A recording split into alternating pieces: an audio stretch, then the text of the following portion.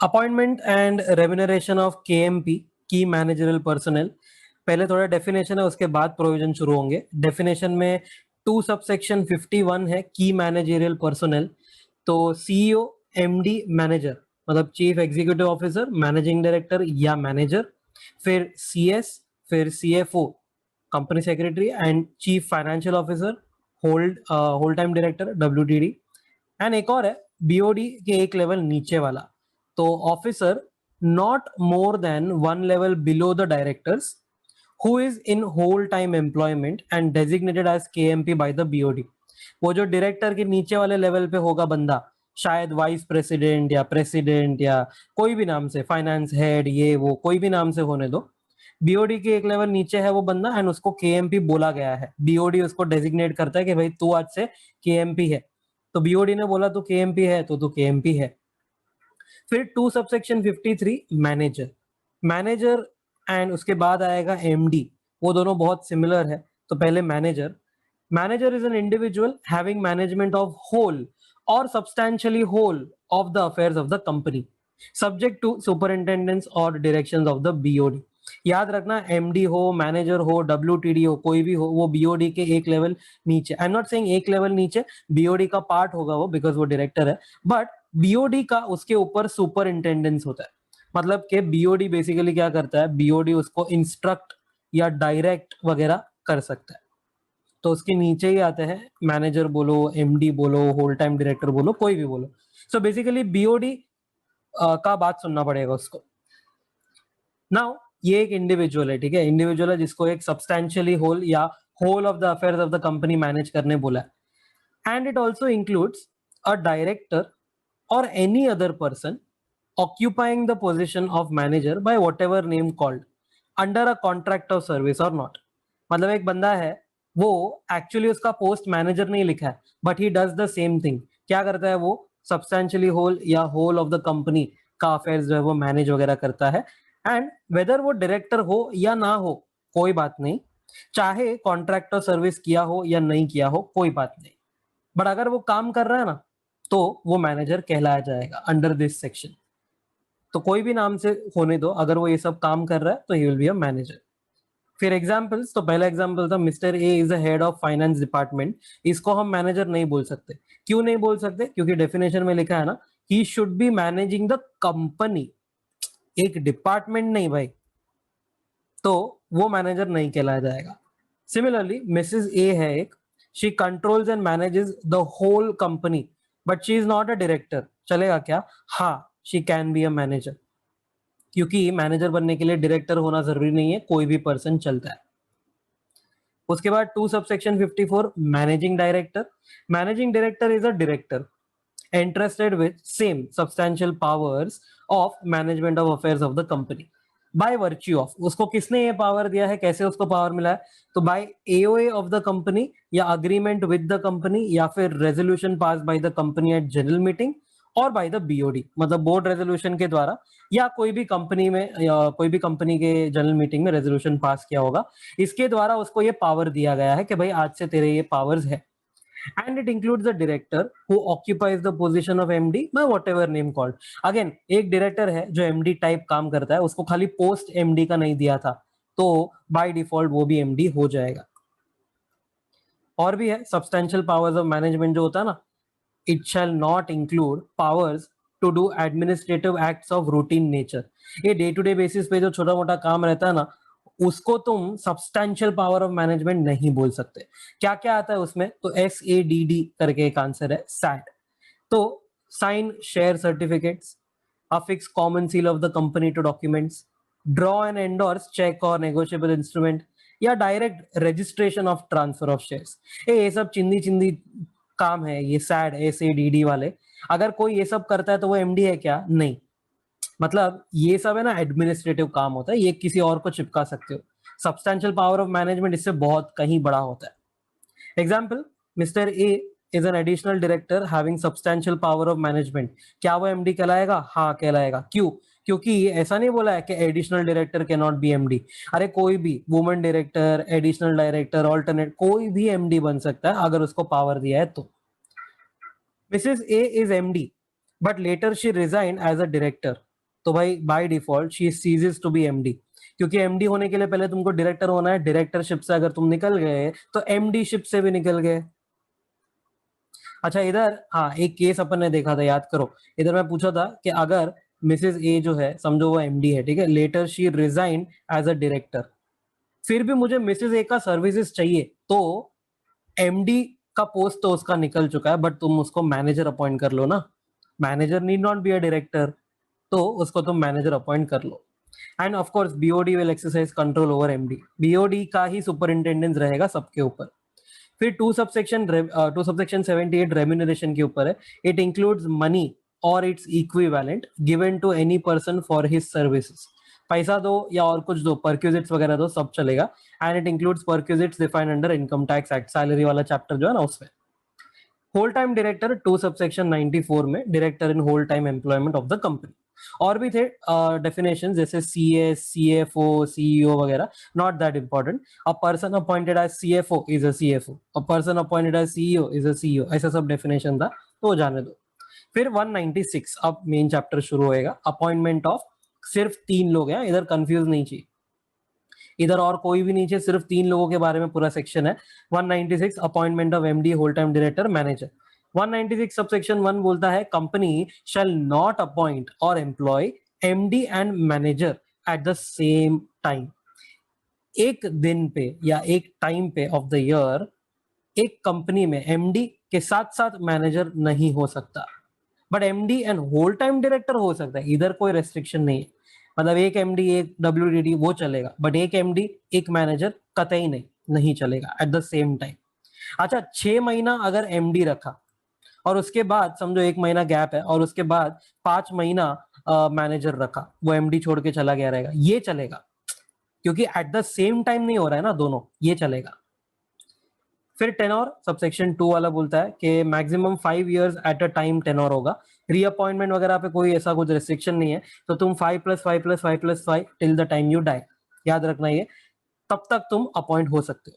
बस इतना ही है कि आगे जाके तुमको एक एज का रूल आएगा, वो 70 वाला, 70 टच हुआ तो एसआर लगता है, वहां पे फिर तुम देख लेना, but apart from that 5+5+5+5 till you die, बिंदास। Reappointment shall not be made earlier than 1 year before the expiry of current term। ये तुम्हारा एक टर्म खत्म होने आ रहा है ना, तो तुम रीअपॉइंटमेंट कभी, तुम्हारा रीअपॉइंट कभी हो सकता है, तो 4th ईयर खत्म हुआ ना और 5th ईयर शुरू हुआ, ये देखो ये इतना, 4th खत्म हुआ और समझो 5th ईयर शुरू हुआ, till the time 5th year खत्म होता है, मतलब इन शॉर्ट ऐसे देखो तो इन द 5th ईयर, और 5th ईयर शुरू होकर खत्म हुआ ना, उस दौरान तुम रीअपॉइंट हो सकते हो फॉर 6 से लेके 10th ईयर। तो 6 से लेके 10 तक तुम रीअपॉइंट हो सकते हो कभी 5th ईयर में ही itself, in the last year, but उसके पहले रीअपॉइंटमेंट नहीं हो सकता। For your info, appointment as MD, whole time director, manager for lifetime is prohibited. चाहे प्राइवेट कंपनी हो, पब्लिक कंपनी हो, लाइफ टाइम के लिए एमडी, डब्ल्यूटीडी, मैनेजर बनना नॉट अलाउड, क्योंकि यही पॉइंट में बोल दिया ना, 5 इयर्स एट अ टाइम। फिर सबसेक्शन 3 आता है eligibility criteria, very very very important. MD WTD manager बनना है तो एलिजिबिलिटी क्राइटेरिया के लिए बोला है 196 सबसेक्शन 3 देखो, उसमें सिका करके एक शॉर्ट फॉर्म है जिसमें इन एलिजिबिलिटी लिखा है कि अगर तुम सिका में आए तो यू आर इन एलिजिबल। फिर पार्ट 1 ऑफ शेड्यूल 5 बोलता है आईडीआर, इंडियन डिपॉजिटरी रिसीट, इसमें एलिजिबिलिटी क्राइटेरिया लिखा है, उल्टा लिखा है, इधर इन एलिजिबल इधर एलिजिबल। एंड 164 तो चुपके से अप्लाई करने ही वाला है ना, क्योंकि पहले तुम डायरेक्टर हो फिर एमडी बनते हो, तो अगर डायरेक्टर हो तो 164 तो बाय डिफॉल्ट अप्लाई करना है, तो वो फर्स्ट वाले चैप्टर में देखने का। 196 सबसेक्शन 3 से शुरू करने का, इन एलिजिबल कौन कौन है, तो S, he suspended payment to his creditors और हैज मेड कॉम्पोजिशन या सेटलमेंट एट एनी टाइम, किसी का पैसा नहीं दिया या सेटलमेंट वगैरह ट्राई किया, टाइम एक्स्ट्रा मांगा, what ever. adjudged insolvent at any time। C से आएगा convicted at any time by court and sentenced for more than 6 months। A से आएगा एज बिलो 21 है और अटेंड 70 है, 21 के नीचे है तो नहीं बन सकता, अच्छा 21 टच हो गया तो बन सकता है।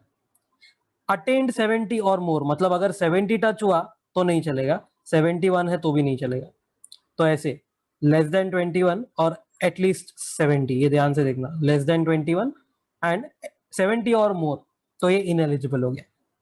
बट एक्सेप्शन है, बट एक्सेप्शन है ना सिर्फ 70 वाले के लिए, 21 के नीचे वाले के लिए नहीं है। तो अगर 70 इयर्स अटेन हो गया तो option 1 pass special resolution and appoint him.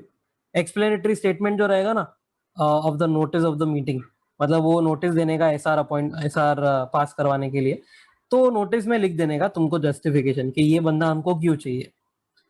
Option 2 ये है कि चलो SR could not be passed but OR type हो गया था सिचुएशन, मतलब votes in favour had exceeded votes against, like OR. अगर ये सीन हुआ तो सीजी का अप्रूवल ले लो तुम। बीओडी अप्लाई करेगा टू द सीजी, मतलब वो पर्सन जो एमडी वगैरह बनने वाला वो नहीं, वो तो एनीवे 70 का हो गया यार, उसको अभी रेस्ट करने का उम्र है, तो BOD will apply on his behalf. फिर आता है पार्ट 1 ऑफ शेड्यूल 5, एलिजिबिलिटी। तो विदाउट सीजी अप्रूवल आईडीआर, ये 3 पॉइंट में तुम एलिजिबल हो। पहला आई, he has not been sentenced to imprisonment or fine of more than 1000 for conviction of 19 acts। मतलब ये 19 एक्ट में अगर तुमको जेल नहीं हुआ है या समझो फाइन मोर देन 1000 नहीं हुआ है ना, तो चलेगा, यू कैन बी अपॉइंटेड। कौन से एक्ट्स है, तो आधे जो है वो तुम्हारे सीए फाइनल में तुमने सुने हुए हैं। कंपनीज एक्ट, सेक्रा, income tax act, wealth tax, customs, IBC, GST, FEMA, SEBI, PMLA, SICA, sick industrial companies वाला, कंपटीशन एक्ट, एक्साइज। फिर Indian stamp act, industries act, food adulteration का है एक, prevention of food adulteration act बोलते हैं उसको, essential commodities का act है, फॉरेन ट्रेड का एक्ट है, and fugitive economic offenders act, ये सबसे रिसेंट वाला 2018 वाला। तो ये सब एक्ट में तुमको जेल नहीं होना चाहिए और मोर देन 1000 का फाइन नहीं होना चाहिए। अच्छा, फाइन एग्जैक्ट 1000 का हुआ रहेगा ना कभी, तो चलेगा, वो फिर भी एलिजिबल हो जाएगा। बट हाँ, अगर मोर देन 1000 हो गया तो वो इन एलिजिबल हो गया। ये था आई। उसके बाद डी। डी में लिखा ही has not been detained for any period under COFEPOSA, cute name है, conservation of foreign exchange and prevention of smuggling activities act 1974। Detain मतलब क्या, तो वही कस्टडी वगैरह में ले लेता ना, अभी जैसे अर्नब गोस्वामी का चल रहा है वही टाइप। फिर R, he must be resident in India, resident है तो वो एलिजिबल है। अच्छा, रेसिडेंट का मीनिंग यहाँ पर अलग है, वो बोलता है he has stayed in India for continuous 12 months immediately preceding the date of his appointment, मतलब लास्ट ईयर में, आज अपॉइंटमेंट है तो आज से 1 साल पहले तक नॉन स्टॉप 12 महीने इंडिया में ही रहा है। एंड अगर समझो कोई बाहर से आता है, एक छोटा exception, who has come to India for stay for taking up employment, business और वोकेशन इन इंडिया, ये चलेगा, ये बंदा रेसिडेंट माना जाएगा, मतलब बाहर का बंदा है, इंडिया आ रहा है ना, चलेगा। बट जो एनआरआई है, NRI shall enter India only after obtaining employment visa from concern Indian mission abroad. मतलब अगर समझो ये बंदा जो है यूएस से आ रहा है, ठीक है, यूएस का बंदा है, गोरा है, तो वो क्या करेगा पता है, यूएस में है ना अपना एक इंडियन एम्बेसी सिचुएटेड है, ये इंडियन एम्बेसी के पास जाएगा और ये इंडियन एम्बेसी जो है ना वो एनआरआई को क्या देगा, एक एम्प्लॉयमेंट वीजा देगा। कैसे मिलेगा वीजा, तो थोड़ा डिटेल देना पड़ेगा, like profile of the company, principal employer कौन होगा, terms and condition of appointment वगैरह वगैरह। बट ये रेसिडेंट वाला पॉइंट है ना, it won't apply to companies at special economic zones, मतलब एसईजेड में अगर मुझे एमडी बनना है और मैं अगर यूएस का बंदा हूं, बिंदास चलेगा। बट अदर देन दैट नहीं चलेगा, सीजी का अप्रूवल लगेगा। शेड्यूल 5 में है ना अपन, तो इधर अगर आईडीआर में फॉल नहीं होते हो तो सीजी का अप्रूवल लगेगा। ऐसा नहीं बोला है कि डायरेक्टली नॉट अलाउड है, सीजी का अप्रूवल लगेगा। प्रोसीजर क्या है, 196 सबसेक्शन 4 ने बोला procedure of appointment, appointment, terms of appointment and remuneration shall be approved by BOD at board meeting and shareholder at general meeting by resolution। दोनों लगेगा, BR at BM and shareholders general meeting में by resolution, मतलब क्या, OR। Special नहीं लिखा है मतलब ordinary होता है वो, okay. If appointment varies with part 1 of schedule 5, very कैसे होएगा, तो वो आई डी और आर, ये 3 पॉइंट था ना, अगर उसमें वेरी करता है तो सीजी का अप्रूवल लगेगा। तो apply via form MR2 within 90 days from appointment, मतलब अपॉइंटमेंट पहले होगा और उसके बाद तुमको अप्रूवल लेना है, प्रायर अप्रूवल नहीं चलेगा, मतलब नहीं चलेगा, नहीं लेना है, बिकॉज जब भी तुम अपॉइंट हुए हो उसके बाद ही तुम ये MR2 जो है ना उसको साइन वगैरह कर पाओगे। तो 90 डेज फ्रॉम अपॉइंटमेंट MR2 कर दो। अच्छा, कोई भी कैसे भी अपॉइंट हुआ हो उसको MR3 फाइल करना होगा with in 60 days from appointment. फिर सबसेक्शन 5, वैलिडिटी ऑफ एक्ट। क्या होता है, पहले बोर्ड मीटिंग में एक बंदा एमडी जैसा अपॉइंट हो गया, ठीक है, उसके बाद जनरल मीटिंग रखेंगे, उधर अप्रूव करवाना है उसको, तो समझो जनरल मीटिंग में अप्रूव ही नहीं हुआ। बोर्ड मीटिंग में अपॉइंट हुआ था 1 अप्रैल को, जनरल मीटिंग समझो रखा है ये लोग ने 30 अगस्त को, तो ये इस दौरान अप्रैल से लेके अगस्त तक वो उसने काम तो किया ना, तो वो सारे एक्ट्स जो है ना वो वैलिड होंगे। Even if it is not approved at general meeting, general meeting में जब ये अप्रूव नहीं हुआ ना तभी उसको निकाल दो, बट तब तक के जो भी काम उसने किए हैं everything will be valid. 196 subsection 2 जो था ना, that won't apply to government company, and 196 subsection 4 and 5 जो है that won't apply to government company and a private company जिसने ऑफ कोर्स ये डिफॉल्ट वगैरह नहीं मांगा है। उसके बाद 197 again very important, overall maximum remuneration, managerial remuneration, MR बोलेंगे इसको। तो ओवरऑल कितना तुम मैक्स दे सकते हो, पहली बात तो ये सिर्फ पब्लिक कंपनी के लिए अप्लाई करेगा। एडिक्वेसी ऑफ प्रॉफिट रहेगा या इनएडिक्वेसी ऑफ प्रॉफिट रहेगा, 197 कुछ ना कुछ बोलेगा। मतलब प्रॉफिट है तो भी 197 देखो, प्रॉफिट नहीं है तो भी 197 देखो, बट उसके अंदर है ना शेड्यूल 5 का पार्ट इधर अलग लगेगा, इधर अलग लगेगा, तो अपन देखेंगे सेक्शन 1 सेक्शन 2 ऐसा आएगा अलग अलग। 197 सब सेक्शन 1 वो बोलता है overall maximum managerial remuneration to directors, MD, whole time director, manager. अच्छा सारे डायरेक्टर्स आ गए इधर, नॉट ओनली केएमपी, सारे directors and even MD, whole time director, manager per financial year. ये कौन बोलता है, section 1 of part 2 of schedule 5। देखो क्या बोलता है वो, पर्टिकुलर्स, फिर ये मैक्सिमम एमआर परसेंटेज और उसके एक्सेस में देना है तो क्या चाहिए। तो ओवरऑल लिमिट जो है ना ये पूरा हम नीचे पढ़ेंगे ना, उसके बाद तुम परमिटेशन कॉम्बिनेशन करके ओवरऑल लिमिट तुमको आएगा 11%। तो 11% of net profit of that financial year is the overall limit. अगर उसके ऊपर जाना है तो कंपनी में authorise at general meeting subject to schedule 5। मतलब यहाँ पर ऑथराइज बोला है तो हिडनली यहाँ पर OR एट GM आ जाएगा, बट नीचे है ना सब जगह पे SR आने वाला है, सो बी केयरफुल।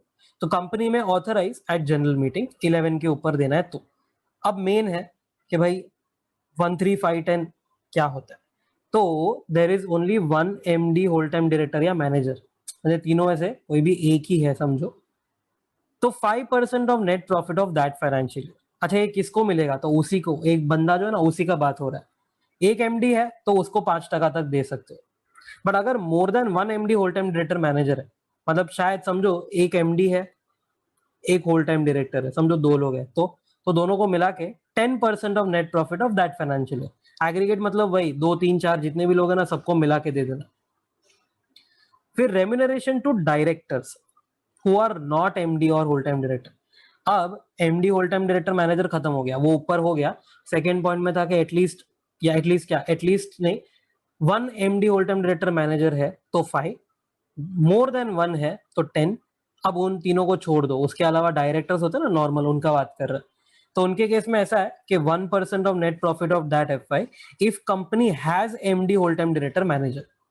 मतलब कंपनी में MD, whole time director, manager है ना, तो तुम डायरेक्टर को एक ही दे सकते हो। बट अगर समझो company has no MD, whole time director, manager, तो 3 दे सकते हो।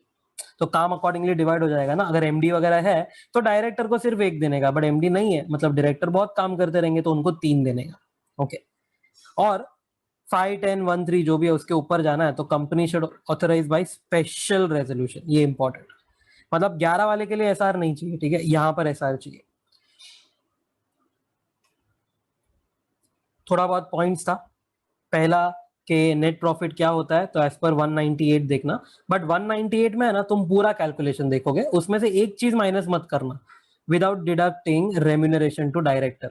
डायरेक्टर को जो रेम्यूनरेशन देते हो ना 198 कुछ बोलेगा, और बट यहाँ पर बोल दिया है कि यहाँ पर जो भी तुम NP वापरो 198 का, बस इतना ध्यान रखना कि उसमें रेम्यूनरेशन टू डायरेक्टर माइनस नहीं किया।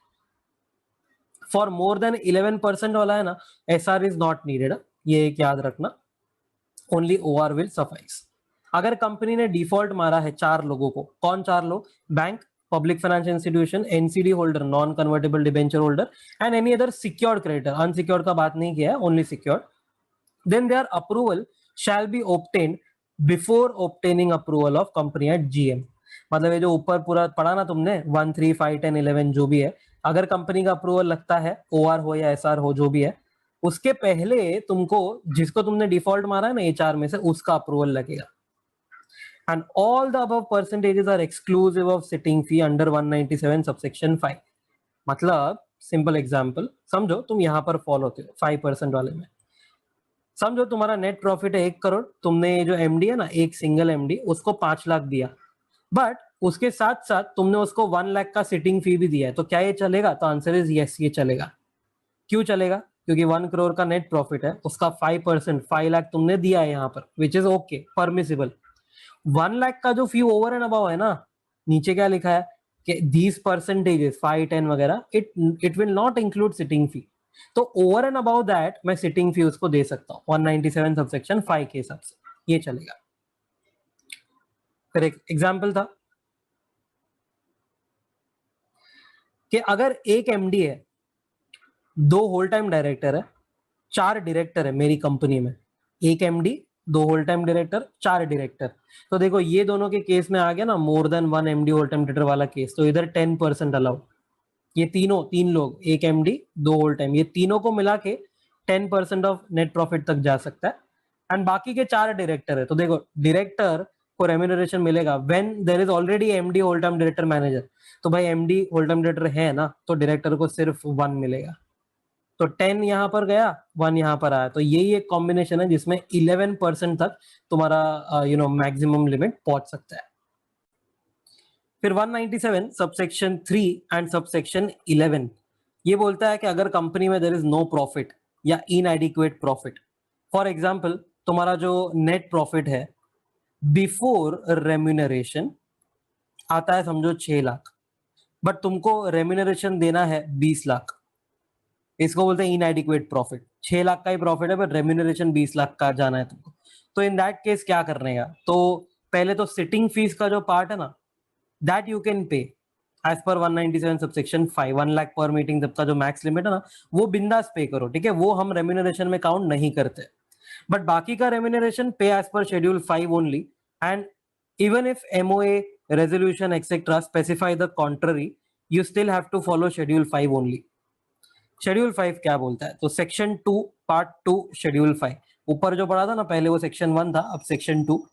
तो इसमें ऐसा है कि there are 2 limits A and B, उसमें से ए जो है ना वो क्वांटिटेटिव लिमिट है और बी में कोई मॉनेटरी लिमिट नहीं डाला है। ओके, तो ए क्या बोलता है? Managerial remuneration based on effective capital. Effective capital क्या होता है नीचे देखेंगे। इफेक्टिव कैपिटल नेगेटिव है या लेस देन 5 करोड़ है तो 60 लाख पर एनम, 5 करोड़ और मोर है एंड लेस देन 100 करोड़ है, वो रेंज में है, तो 84 लाख पर एनम। 100 करोड़ और more but less than 250 crore है तो 120 लाख पर एनम, एंड 250 और मोर करोड़ है तो 120 लाख तो है ही, ऊपर वाले से आया, plus 0.01% of effective cap exceeding 250 crore. अगर समझो 900 करोड़ का इफेक्टिव कैप है तो 900 माइनस 250 करोड़ करो, उसका 0.01% लेना and then add it to 120 lakh, ऐसा करना। अच्छा, अगर मैंने पर एनम लिखा है यहाँ पर 60, 84, 120 एंड सो ऑन, तो if I was employed for part of the year then I will use pro rata method. अगर मैं आधा साल काम किया हूं या मेरी कंपनी ही खुद अभी तक आधा साल ही हुआ है उसको इनकॉर्पोरेट हुए, तो इन दैट केस ये सब लिमिट को आधा कर देना, तो you can take that monthly pro rata basis. अगर ऊपर जो लिमिट दिया है ना 60, 84, 120 वगैरह, तो एक्सीड करने के लिए SR will be needed. Effective capital होता क्या है? Very important. Effective capital paid up share capital से शुरू होता है, but exclude share application money and advance against shares. Add reserves and surplus, but exclude reval reserve from that. Add securities premium. Add long-term loan and deposit of 10 or more than 1 year. Long term loan and deposit है तो short term नहीं लेंगे, जैसे कि working capital loan मत लेना, overdraft, bank guarantee, interest on loan वगैरह मत लेना, क्योंकि वो शॉर्ट टर्म होगा। What is interest on loan? तो अगर नॉर्मली एक लॉन्ग टर्म लोन होता है ना, समझो 1 करोड़ का, उसका ईयर एंड पे समझो इंटरेस्ट पेएबल आ रहा है, आउटस्टैंडिंग इंटरेस्ट आ रहा है जो मैं नेक्स्ट ईयर में भरने ही वाला हूँ, तो इसको अपन करंट लायबिलिटी दिखाते हैं ना, और ये लॉन्ग टर्म लोन है उसको नॉन करंट लायबिलिटी दिखाते हैं। तो ये करंट लायबिलिटी है ना, वो शॉर्ट टर्म है, तो उसको जाने दो। Less accumulated loss and preliminary expenses not written off, and एक और एक नया चीज है, लेस इन्वेस्टमेंट्स। ये सब क्या था, ये तुम्हारा पूरा कैपिटल था ना, फंडिंग था तुम्हारा। ये फंडिंग में से तुमने अपने धंधे में कितना डाला है अपने को वो चाहिए। तो मतलब तुम्हारा जो तुम इन्वेस्टमेंट वगैरह कर रहे हो ना वो हटा दो, तो माइनस इन्वेस्टमेंट्स। बट हाँ, एक एक्सेप्शन है, except if it is an investment company which has the principal business of acquiring shares debentures. तुम्हारा धंधा ही अगर ये है कि हम शेयर्स डिबेंचर्स बाय करते हैं, तो यहां से इन्वेस्टमेंट्स को माइनस मत करना तो चलेगा, but otherwise you have to deduct that also. B वाला लिमिट क्या है, तो it is like it is not monetary but it is like something like qualitative, quantitative नहीं है, क्वालिटेटिव है।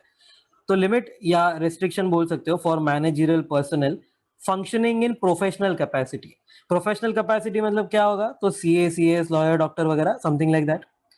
तो remuneration as per limit A can be paid if he is not having interest in capital of that company, holding or subsidiary company directly या indirectly।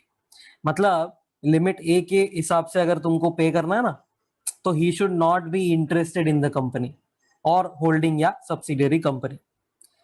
It can be paid if he is not having any direct or indirect interest in या is not related to the promoter. मतलब promoter में वो interested भी नहीं है, अगर company रहेगा ना प्रमोटर तो, या उससे रिलेटेड भी नहीं है, या डायरेक्टर से भी रिलेटेड नहीं है ऑफ दैट कंपनी और होल्डिंग और subsidiary company during last 2 years before appointment और आफ्टर अपॉइंटमेंट। जब भी अपॉइंट हुआ ना उसके लास्ट 2 साल में, एंड ऑफकोर्स आफ्टर अपॉइंटमेंट वो भी चेक करना कि वो इंटरेस्टेड या रिलेटेड नहीं होना चाहिए।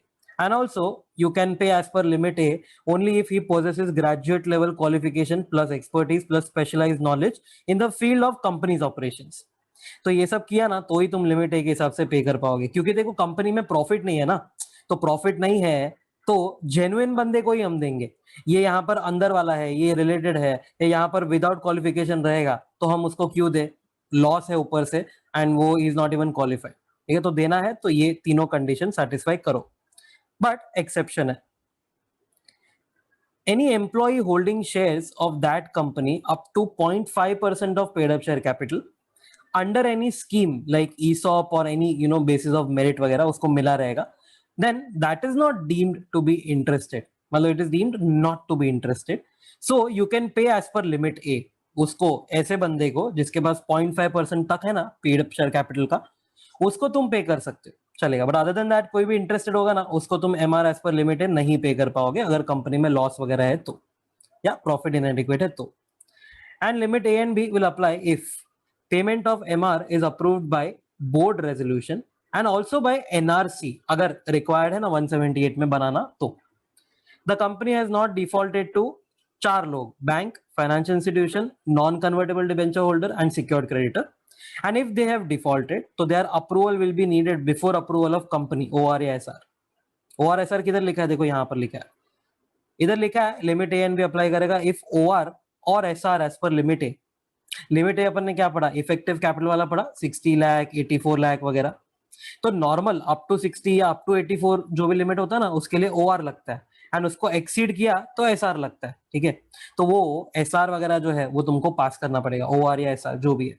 एंड लिमिट बी जो अभी ऊपर पड़ा ना, अच्छा इंटरेस्टेड है, रिलेटेड है या क्वालिफिकेशन नहीं है समझो फॉर एग्जांपल, तो वो भी अगर समझो कंडीशन सेटिस्फाई नहीं हो रहा तो एसआर से चल जाएगा। तो SR under limit B has been passed at general meeting for a period up to 3 years। मतलब आज अगर मैंने पास कर लिया ना तो 3 साल तक वो वैलिड है। मगर अगर आज मैंने 5 साल तक अगर समझो वो डाल दिया कि हाँ 5 साल तक ये बंदे को हम इतना रेम्यूनरेशन वगैरह देंगे, तो दैट इज नॉट अलाउड। तो limit A and B apply ही नहीं करेगा। इन शॉर्ट, अगर तुम्हारा लॉस या इनएडिक्वेट प्रॉफिट रहेगा तो तुम दे ही नहीं पाओगे। Okay, 197 subsection 4, determination of MR to director, MD, whole time director, manager. कैसे डिटरमाइन होता है कि हम इसको इतना पे करेंगे, तो एओए में लिखा होगा या कोई रेजोल्यूशन के द्वारा, एनी बोर्ड और शेयर होल्डर रेजोल्यूशन कोई भी चलेगा, या by special resolution at general meeting if AOA requires. AOA बोलता है कि भाई एसआर पास करना है तो ठीक है, पास कर देना। बट एक बहुत important part, remuneration shall include and exclude some things. तो पहले बोला है remuneration shall include any remuneration payable to the director for services rendered by him in other capacity. What is other capacity, मतलब वो employ है ना अगर, तो उसको सैलरी तो हम दे ही रहे, बट अदर कैपेसिटी में वो कुछ काम किया, जैसे डायरेक्टर गेट सैलरी यहाँ पर and a commission on sale of the property of the company, मतलब उसने ना कंपनी का प्रॉपर्टी बिकवाया तो उसके लिए उसको कमीशन दिया, since he help to find a buyer. इसको क्या बोलते हैं, अदर कैपेसिटी में उसने काम किया तो कमीशन दिया मैंने उसको। ये तो एमआर जो अपन ने ऊपर पढ़ा ना अभी तक, वो एमआर चाहे वो फिर 1%, 5% वो वाला एग्जाम्पल हो या 60 लाख 84 लाख हो, जो भी हो, वो रेम्यूनरेशन में तुमको ये भी इंक्लूड करना पड़ेगा। मतलब सैलरी प्लस कमीशन एक्सेट्रा, कोई भी टाइप का एक्स्ट्रा तुमको मिला ना इन अदर कैपेसिटी, वो सब इंक्लूडेड होगा वो रेम्यूनरेशन के लिमिट में। एक्सक्लूजन है एक, any remuneration payable to a director for professional services provided, इसको एक्सक्लूड मार दो। तो प्रोफेशनल सर्विसेज क्या होता है, तो सीए, सीएस, डॉक्टर, लॉयर वगैरह। बट कभी if he possesses requisite qualification for practicing that profession in the opinion of NRC या BOD। ओके, एग्जाम्पल समझो तुम इफेक्टिव कैपिटल वाले में फॉल हो चुके हो और तुमको 84 लाख तक का मैक्स अलाउड है। तो यहाँ पर एक डॉक्टर है, ठीक है, डॉक्टर को सैलरी 84 लाख दिया मैंने, प्लस उसका है ना प्रोफेशनल फीस 10 लाख मैंने दिया, क्या चलेगा? हाँ, बिंदास चलेगा, क्योंकि यहाँ पर 84 लाख तक का अलाउड है, ठीक है। एंड वो रेम्यूनरेशन में प्रोफेशनल सर्विस का फी एक्सक्लूड हो जाता है, मतलब over and above you can पे। इसके ओवर एंड अबाव याद करो, सिटिंग फीस था ना, वो भी पे कर सकते हो, बिंदास चलेगा। बट तुम अगर यहाँ पर हो, यहाँ पर अगर उसको 84 लाख का तुमने सैलरी दिया और समझो 5 लाख का कमीशन दिया, ये हो गया वायोलेशन, इधर एसआर लगेगा तुमको। तो याद रखना क्या इंक्लूडेड है क्या एक्सक्लूडेड है। फिर सिटिंग फीस आता है, तो sitting fees to directors for attending meetings of BOD और कमिटी, ऑडिट कमिटी वगैरह का मीटिंग रहेगा, उसके लिए भी सिटिंग फी मिलता है। रेड विथ रूल 4, वो बोलता है maximum 1 lakh per meeting. Fee to independent director and women director can not be less than fee to others. अगर एक सादे डायरेक्टर को 1 लाख दे रहे हो बट वुमेन डायरेक्टर को 50,000 दे रहे हो, दैट्स नॉट डन, वायोलेशन हो जाएगा। And sitting fee is not included in the limits, अपन ने जो पढ़ा ना 11, 1% वगैरह वगैरह, 197 सबसेक्शन 2 बोल के गया था ये कि इसको यहाँ पर इंक्लूड मत करना, मतलब sitting fee over and above पे करना अलाउड हो जाएगा। 197 सबसेक्शन 6, मोड ऑफ पेमेंट, कैसे कर सकते हो, मंथली पेमेंट भी कर सकते हो, या specified percent of net profit भी कर सकते हो, या बोथ, कोई भी पैतरा चलेगा। 197 subsection 9 and subsection 10, refund of excess remuneration if paid to a director exceeding या above the limit under section 197 or paid without approval, मतलब वो लिमिट के ऊपर चला गया या विदाउट अप्रूवल, सेम थिंग हो गया। तो in that case you will have to refund that. समझो 11% का मैक्स है बट समझो 12% चला गया, तो जो एक्स्ट्रा गया ना वो रिफंड आना चाहिए। So he shall refund it to the company within 2 years or a lesser period as allowed by the company। 2 साल के अंदर दे दो जब से वो रिफंडेबल था तब से, या कोई कम पीरियड अगर कंपनी ने बोला तो। ये क्या तब तक 2 साल तक वो ऐशो अय्याशी कर सकता है? क्या वो कसिनो में डाल सकता है उसको? क्या उसका वो पार्टी वार्टी कर सकता है? नहीं।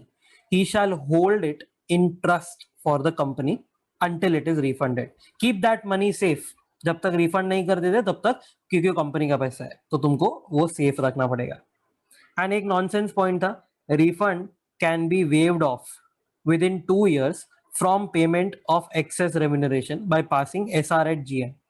मतलब अगर ये रिफंड नहीं चाहिए ना कंपनी को, तो तुम एसआर पास करो विद इन 2 years और उसको वेव ऑफ कर दो। Okay, now 197 sub section 12 red with rule 5, वो बोलता है लिस्टेड कंपनीज को है ना कुछ डिस्क्लोजर करना है अपने बोर्ड रिपोर्ट में, ठीक है।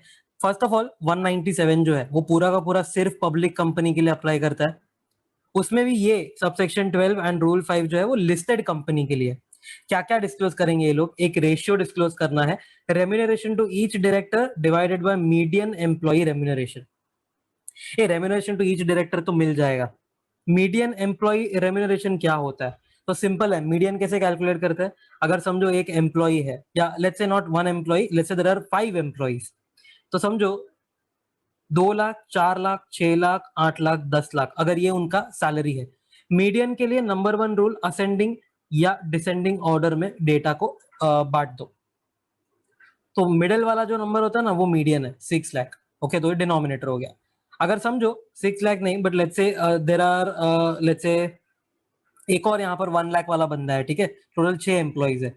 अब देखो मिडिल नंबर कोई नहीं मिलेगा, तो ये 3 एक तरफ 3 एक तरफ हो गया, ठीक है, तो ये दोनों का एवरेज ले लो, 4 एंड 6 का एवरेज, तो that will be 5 is the median. Okay, फिर next, percentage increase in remuneration of each director, CFO, CEO, CS, manager in that financial year and employees median remuneration. तो कितना इंक्रीज हुआ है median remuneration, समझो last year के हिसाब से ये साल में, तो वो तुमको बताना है। फिर number of permanent employees on that companies payroll, बाहर कंसल्टेंसी वाला सेकेंडमेंट वाला कोई एम्प्लॉइज नहीं, बट जो अपने पेरोल पे है परमानेंट लोग, वो लोग चाहिए, मतलब टेम्पररी नहीं चाहिए, बेसिकली खाली नंबर तुमको बताना है। फिर नेक्स्ट है average percentile increase already made in salary of employee other than KMP in last financial year and its comparison with percentile increase in the remuneration of KMP and its justification। तो पहले तुम employ का निकालो increase और बाद में तुम KMP का निकालो एंड कंपेयर द टू, पता चले ना कि केएमपी लोग ज्यादा तो नहीं ले रहे ना इंक्रीमेंट। फिर affirmation that the policy of the remuneration has been followed by the company, that's okay. And 10 top employee के नाम चाहिए as per remuneration and also name of every employee who was. अब रेम्यूनरेशन बोला है कि इतना remuneration उसको मिला रहेगा, तो every employee who was in receipt of remuneration of at least 1.02 crore that financial year if he was employed throughout the year. 1.02 है, 1.2 नहीं है, this is 1 crore and 2 lakhs, not 20 lakhs। या फिर who was in receipt of remuneration of at least 8.5 lakh per month in that FY if employed for part of that FY। ये 8.5 lakh per month है ना, उसको into 12 करते हो तो 1 crore 2 lakh आएगा। Okay, so it's the same thing इधर या उधर। तो अगर पूरा साल है तो 1.02 crore देखना, अगर पार्ट ऑफ द ईयर है तो 8.5 लाख पर मंथ देखना। अगर उतना टच हुआ है तो उसका नाम भी आना चाहिए। And every employee who was in receipt of remuneration of that financial year that exceeds remuneration drawn by MD, whole time director, manager, plus एक और कंडीशन है, and he holds 2% or more of equity share capital of that company either himself or along with spouse and dependent children। तो ये सबका मिला के अगर 2% है एंड उसका रेम्यूनरेशन एमडी वगैरह से ज्यादा है तो उसका नाम भी आएगा। फिर सबसेक्शन 13 था, premium with respect to indemnity insurance on behalf of MD, WTD, manager, CEO, CS and CFO. मतलब ये 6 लोग हैं, इनके लिए इंडेमनिटी इंश्योरेंस निकलवाया है कंपनी ने for indemnifying them against any liability with respect to negligence, default, breach of duty वगैरह। क्या होता है ये पता है? कंपनी है, उसने समझो आईसीआईसीआई जनरल इंश्योरेंस को एक प्रीमियम पे किया है। प्रीमियम किसके बिहाफ पे किया है पता है? For MD etcetera. अगर एमडी ने कोई झोल किया, उसके ऊपर कोई लायबिलिटी आन पड़ी, तो आईसीआईसीआई जो है ना, वो एमडी को क्या देगा? 10 करोड़ रुपया देगा। एग्जाम्पल, सम अश्योर्ड होगा वो, तो कुछ भी झोल हुआ ना तो 10 करोड़ एमडी को मिलेगा, ठीक है। द क्वेश्चन इज कि ये जो प्रीमियम कंपनी ने एमडी के बिहाफ पे भरा है ना, क्या वो एमआर में इंक्लूड करूं कि एक्सक्लूड करूं? मैनेजरियल रेम्यूनरेशन जो अपन ने पूरा लिमिट्स पढ़ा ना अभी, 1, 3, 5, 10 वगैरह, एंड 80 लाख, 84 लाख, 60 लाख, 120 लाख वगैरह, क्या उसमें इंक्लूड करूं ये प्रीमियम के? नहीं। तो usually premium will be excluded, but if he is proven guilty तो उसको इंक्लूड कर दो एमआर में। मतलब अगर वो गिल्टी नहीं है ना तो एमआर के ओवर एंड अबाउ ये पे कर सकते हो क्योंकि वो एक्सक्लूडेड है। जस्ट लाइक सिटिंग फीस, समझो फॉर एग्जांपल 60 लाख तुम्हारा लिमिट एग्जॉस्ट हो गया ना, तो ओवर एंड अबाउ दैट ये जो प्रीमियम तुमने पे किया है वो चलेगा क्योंकि वो एक्सक्लूडेड है। सिटिंग फीस अगर तुम ओवर एंड अबाउ पर पे करते हो वो भी चलेगा क्योंकि वो ओवर एंड अबाउ होता है, एक्सक्लूडेड होता है फ्रॉम एमआर। ओके, बट अगर वो गिल्टी निकला ना तो ये 60 लाख का समझो तुमने एमआर दे दिया, अगर ओवर एंड अबाउ तुमने प्रीमियम पे किया ना, लेट्स से 1 लाख का मिनिमम से मिनिमम, तो भी ये वायोलेशन हो गया, एसआर लगेगा तुमको अगर वो तुम इफेक्टिव कैपिटल वाले केस में हो तो, बिकॉज वो इंक्लूडेड इन एमआर होता है। इंक्लूडेड इन एमआर मतलब क्या कि जो 60 लाख है ना उसके अंदर इंक्लूडेड होना चाहिए। अब तुम 60 लाख के भी ऊपर जा रहे हो तो तुमको एसआर लगेगा, सिंपल। फिर सबसेक्शन 14 है, एमडी और whole time director receiving commission from that company is not disqualified from receiving any remuneration और कमीशन फ्रॉम होल्डिंग और सब्सिडियरी। बस उसको खाली बोर्ड रिपोर्ट में डिस्क्लोज करा दो। कॉन्ट्रावेंशन किया तो कंपनी को पेनल्टी है 5 लाख की, फ्लैट पेनल्टी है। ऑफिसर को पेनल्टी है 1 लाख की, अगेन फ्लैट पेनल्टी है।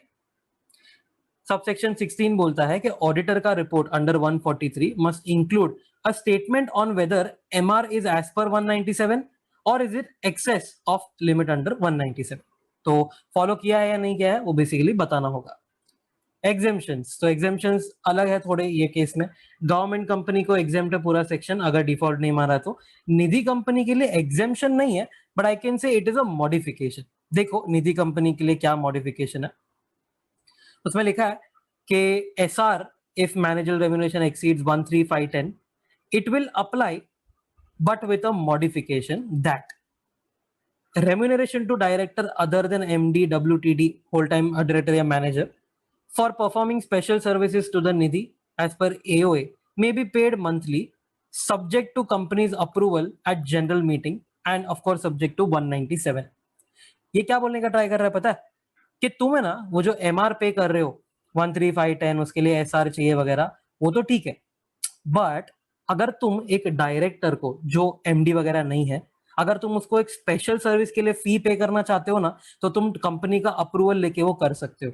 ओके, तो अगर कोई स्पेशल सर्विसेज है निधि को, समझो निधि के लिए कोई स्पेशल सर्विस तुम प्रोवाइड करते हो कोई भी टाइप का, अगर एओए में लिखा है ना तो उसके लिए तुमको कंपनी का एक अप्रूवल लेना है। बट अप्रूवल बोला है तो क्या एसआर बोला है? नहीं, ओआर बोला है। बेसिकली वो क्या ट्राई कर रहा है पता है कि ये डायरेक्टर को है ना अपने स्पेशल सर्विस के लिए फीस मिल जाना चाहिए, तो एसआर के लिए इतना मगजमारी मत करो 75% ऑफ वोट्स वगैरह, ओआर से हम इसको कर देंगे। Also no need of companies approval if there is no MDWTD manager. ये यार ये तो फिर वन मैन आर्मी टाइप हो गया ना, वो डायरेक्टर जो है बंदा वो अकेला सब काम कर रहा है, एमडी तो है ही नहीं, तो विदाउट अप्रूवल उसको दे दो, ये जो स्पेशल सर्विस है ना उसका, उसके लिए उसको रेम्यूनरेशन वगैरह वो दे दो बिंदास, no problem. Also no need of companies approval if remuneration to all directors during the financial year was approved by SR and was up to 10% of profit of Nidhi or 15 lakh whichever is lower। मतलब वो क्या बोल रहा है पता है, remuneration है ना बहुत ही छोटा है, मतलब अप टू ये अमाउंट है, इसके ऊपर नहीं जा रहा है, अप टू ये अमाउंट है एंड उसके लिए ऑलरेडी हमने एसआर पास किया है। ये अगर सारे डायरेक्टर्स का जो रेम्यूनरेशन तुम पे कर रहे हो उसके लिए एसआर भी पास हुआ है प्लस वो अप टू दिस अमाउंट है, मतलब छोटे अमाउंट का है, तो फिर क्या ये स्पेशल सर्विसेज के लिए वो निधि उसको रेम्यूनरेशन पे कर सकता है without companies approval? Yes, definitely पे कर सकता है। Section 198 calculation of net profit for the purpose of managerial remuneration under 197। चार चीजें बोली है वहां पर। पहला गिव क्रेडिट, तो गिव क्रेडिट में एक चीज बोला है बाउंटी एंड सब्सिडीज जो होगा ना उसको क्रेडिट दे देना। फिर डोंट गिव क्रेडिट में एक short form paid up share capital ICU। फिर डिडक्ट करना circuit BDP and don't deduct में LIC, ऐसा शॉर्ट फॉर्म बना है, ठीक है। पहला गिव क्रेडिट। गिव क्रेडिट का मतलब क्या है पता है, अगर पीएनएल में इन केस अगर तुमने क्रेडिट नहीं किया तो तुमको ये करना पड़ेगा। अच्छा क्रेडिट किया हुआ रहेगा तो कोई बात नहीं, अच्छा है, फिर डोंट डू एनीथिंग। क्या क्रेडिट देंगे? बाउंटी और सब्सिडी फ्रॉम एनी गवर्नमेंट और public authority authorised by government except if central government directs not to give credit. कभी कभी अगर समझो सब्सिडी मिल जाती है और अगर सेंट्रल गवर्नमेंट बोलता है कि इसको मत क्रेडिट करो तो ठीक है, otherwise we have to credit. Next आएगा don't give credit. Don't give credit का मतलब क्या होता है कि अगर क्रेडिटेड है ना पीएनएल में तो डिडक्ट इट, मतलब हटा दो उसको पीएनएल से, because we will start our calculation from profit. जो पीएनएल में अपने को दिया होगा ना प्रॉफिट उससे शुरू करेंगे, तो क्रेडिट किया हुआ है तो डिडक्ट कर दो उसको। तो पेड अप शेयर कैपिटल पहला PU, तो profit by way of premium on shares और डिबेंचर्स इशूड और sold by the company unless the company is investment company. मतलब एक छोटा सा एक्सेप्शन है कि normally you don't have to give credit. कोई भी टाइप का प्रीमियम तुमको मिला या समझो तुमने कोई शेयर्स बेचा और उसके ऊपर प्रीमियम जो भी है XYZ, नॉर्मली होता है कि समझो कोई भी टाइप का शेयर्स पे प्रीमियम समझो तुमको मिला, इशू किया तभी, या समझो तुमने बेचा प्रेफरेंस शेयर तो तुमको कोई प्रीमियम मिला, कोई भी टाइप का ऐसा प्रॉफिट हुआ, that is not your normal business ना, तो उसको क्रेडिट नहीं करना है unless you are investment company. अगर तुम्हारा धंधा ही है ये शेयर्स डिबेंचर वगैरह का, then you have to give credit, but बाकी लोगों के लिए पेनल में मत डालना उसको।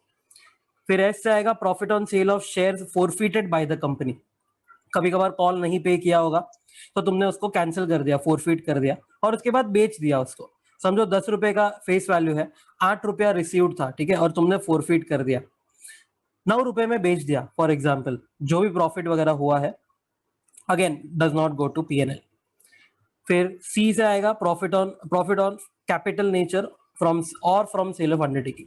मतलब बेसिकली कोई भी टाइप का कैपिटल नेचर का प्रॉफिट जो डे टू डे रेकरिंग वाले धंधे से नहीं आता है, या फिर सेल ऑफ फुल अंडरटेकिंग, एक अंडरटेकिंग ही बेच दिया तुमने, जो भी है, again that is not your main business, तो क्रेडिट मत करो। आई से आएगा profit on sale of immovable property और fixed assets, basically tangible intangible of capital nature, of course capital nature रहेगा, because what really happens is, अगर वो revenue nature है ना, मतलब मेरा धंधा ही है, समझो यहाँ पर लिखा है इफ बाइंग और selling property etcetera is the business of that company, अगर मेरा धंधा ही है वो, तो फिर वो करना है credit, but other than that credit नहीं करेंगे प्रॉफिट। बट इसमें ऐसा है कि if selling price is more than WDV then give credit up to OC minus WDV.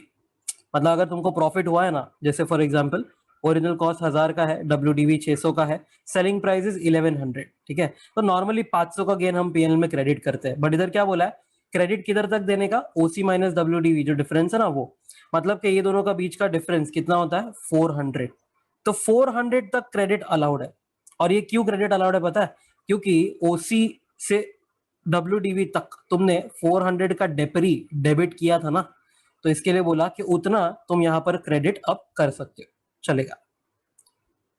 फिर सी वाले पॉइंट में आएगा, दोनों सी और यू दोनों कनेक्टेड है, change in carrying amount of asset और liability recognised in equity reserve और recorded surplus in PNL account on measurement of asset liability at FV. कोई भी टाइप का रीमेजरमेंट होता है ना बैलेंस शीट के एंड पे, डेट पे, कि कोई एसेट को समझो फेयर वैल्यू पे रिकॉर्ड किया तुमने, तो अगर समझो अपवर्ड रिवैल कर रहे हो उसका, तो या तो तुम इक्विटी रिजर्व्स में डाल दोगे उसको एक अलग से रिवैल रिजर्व क्रिएट करके, या पीएनएल में कभी कभार सरप्लस डाल दोगे, डिपेंड्स ऑन वो इंड एस जो भी तुम यूज करते हो, बहुत सारा होता है ना, एफवीपीएल, एफवीओसीआई वगैरह वगैरह, तो जो भी चेंजेस है तुमने डाल के रखे उसको हटा देना, क्योंकि वो क्रेडिट नहीं करना, अनरियलाइज है ना वो। सिमिलरली यू भी वही बोलता है, unrealised gain, notional gain, revaluation वगैरह जो हमने रियलाइज नहीं किया उसका क्रेडिट नहीं करना है। फिर डिडक्ट द फॉलोइंग में सर्किट बीडीपी, तो सी से आएगा कंट्रीब्यूशन अंडर 181 एंड अदर आउटगोइंग्स, कोई भी टाइप का कंट्रीब्यूशन वगैरह करते हो तो डिडक्ट द फॉलोइंग, क्योंकि देखो ये डिडक्ट नहीं किया ना, तो क्या होएगा, तुम्हारा नेट प्रॉफिट है ना थोड़ा ज्यादा दिखेगा, एंड मैनेजरल रेम्यूनरेशन ये लोग ज्यादा लेके जाएंगे, तो ऐसा नहीं है, अगर कोई कंट्रीब्यूशन वगैरह किया ना डिडक्ट करो उतना, क्योंकि वो पैसा चला गया है कंपनी के बाहर। फिर आई से आएगा interest on debenture, security, secured loan और अनसिक्योर्ड लोन्स। आर से आएगा रिपेयर्स टू एमपीआईपी, मतलब movable immovable property, but not of capital nature, तो रेवेन्यू वाला जो है वो माइनस करो। कैपिटल नेचर में क्या होएगा, तो ऐसा रिपेयर जिससे वो एसेट का लाइफ बढ़े एंड एफिशिएंसी बढ़े वगैरह वगैरह, तो वो यहाँ पर कैपिटल नेचर है तो हम डिडक्ट नहीं करेंगे। फिर सी से आएगा कॉम्पेंसेशन और damages with respect to legal liability. Legal liability including breach of contract, legal मतलब क्या होता है पता है, सच्ची में तुम्हारा लायबिलिटी हुआ, वॉलंटरीली नहीं लेना है यहाँ पर, मतलब अगर समझो तुमको ऐसा लगता है कि तुमने जो कॉन्ट्रैक्ट एंटर किया ना उसके वजह से शायद सामने वाले को ना थोड़ा नुकसान हो गया है, ठीक है, बट इट इज जेन्युइन, मतलब ऐसा नहीं है कि तुमने कोई चीटिंग करके उसको नुकसान करवाया, ठीक है, तो इमोशनल बेसिस पे तुमने सोचा कि चल यार इसको थोड़ा दे देता हूँ पैसा, तो that is called as voluntary liability, वो डिडक्ट नहीं कर सकते, ठीक है, ये वॉलंटरी जो है वो डोंट डिडक्ट वाले में नीचे हम पढ़ेंगे। बट हाँ, बाकी कोई भी टाइप का लीगल लायबिलिटी वगैरह है ना, कोई केस हार गए या कोई कॉन्ट्रैक्ट वगैरह तोड़ा तुमने, तो yes that you can deduct, you have to deduct. फिर यू से आएगा यूजुअल वर्किंग चार्जेस, अब जो ये पूरे लिस्ट में नहीं दिखेगा ना तुमको वो सब, कोई भी टाइप का बोलो, रेंट, सैलरी, ये वो सब। आई से आएगा insurance against risk of meeting legal liability, कोई भी टाइप का ऐसा एक्सपेंस अगर तुमने किया, नॉर्मली लोग करते हैं लायबिलिटी इंश्योरेंस, इंडेमनिटी इंश्योरेंस वगैरह बोलते हैं इसको। फिर टी से आएगा टैक्सेस ऑन एक्सेस और अबनॉर्मल प्रॉफिट या taxes on profit for special reasons notified by CG but not income tax, मतलब जो नॉर्मल टैक्स है ना वो नहीं, वो तुमको डिडक्ट नहीं करना है क्योंकि हम पीबीटी को बेसिस लेते हैं, तो इनकम टैक्स तो डोंट डिडक्ट वाले में ही जाएगा, वापस नीचे हम पढ़ेंगे। बट यहाँ पर कौन सा बात किया, एक्सेस और अबनॉर्मल प्रॉफिट या कोई स्पेशल रीजन वाला, कभी कभार होता है मैट, या XYZ, बहुत सारे अलग अलग एक्ट में कुछ ना कुछ नया नया आते रहेगा। एग्जाम्पल कंपनी, ये अपना इनकम टैक्स वाला जो है मैट, ऐसा कुछ तो भी अगर समझो है तो that you have to deduct, अगर कोई एबनॉर्मल प्रॉफिट के ऊपर कोई लेता है तो। फिर बी से आएगा बोनस कमीशन, एक और बी है, उससे आएगा bad debts return of. D से आएगा डेप्री एज पर 123, तो 123 में जो भी लिखा होगा रूल्स वो सब फॉलो करना होगा, एनीवे नॉट इन सिलेबस।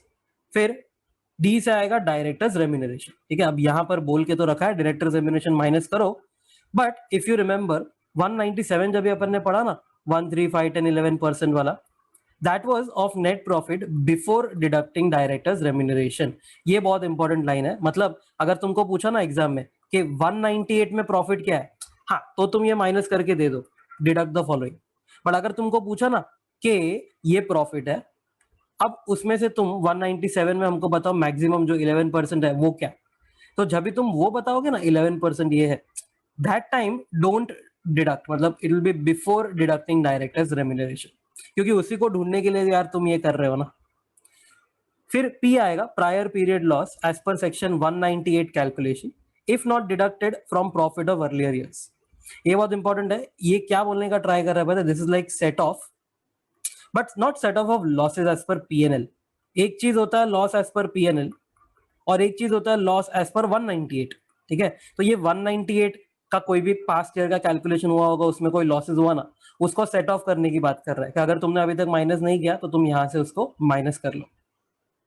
फिर आता है डोंट डिडक्ट द फॉलोइंग, तो उसमें LIC, तो एल से आएगा लॉस ऑफ कैपिटल नेचर और loss on sale of undertaking. जैसे हमने ऊपर देखा था ना, प्रॉफिट को क्रेडिट नहीं देते थे, इसके लिए यहाँ पर बोला है लॉस भी तुम माइनस मत करो, क्योंकि वो तुम्हारा डेली नेचर का नहीं है।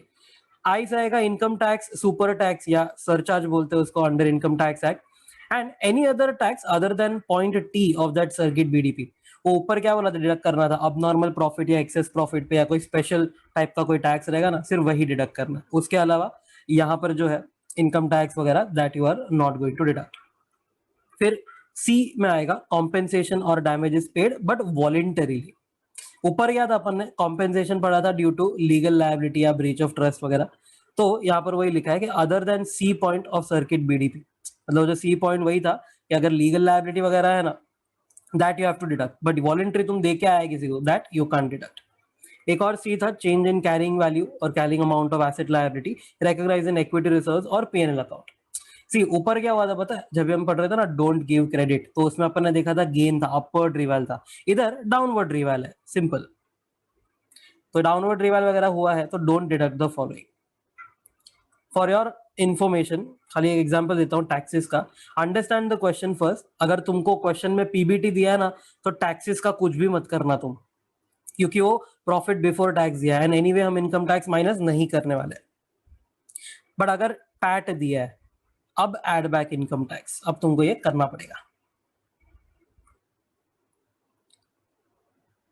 199 recovery of MR in certain cases. कभी कभार रीस्टेटमेंट वगैरह हो जाता है, कभी कोई फ्रॉड हुआ, नॉन कंप्लायंस हुआ और तुम्हारे स्टेटमेंट जो है वो रीस्टेट करने पड़े, ठीक है, तो MR का अमाउंट जो है ना वो भी चेंज हो सकता है।